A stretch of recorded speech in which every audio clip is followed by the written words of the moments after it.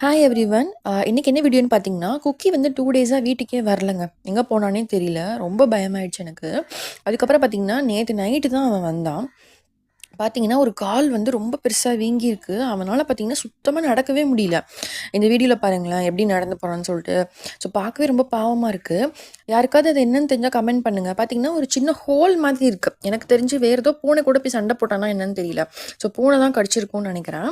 அதுலேருந்து ஒரு white colour fluid மாரி வந்துட்டே இருக்கு. நான் என்ன பண்ணேன் அப்படின்னா, ஜஸ்ட்டு வந்து ஒரு டர்மெரிக் வந்து ஒரு ஒரு டீஸ்பூன் எடுத்து அது கூட கோகோனட் ஆயில் மிக்ஸ் பண்ணி அவனுக்கு கால்ல போட்டு விட்டேன். ஸோ ரொம்ப டல்லா இருக்கான்.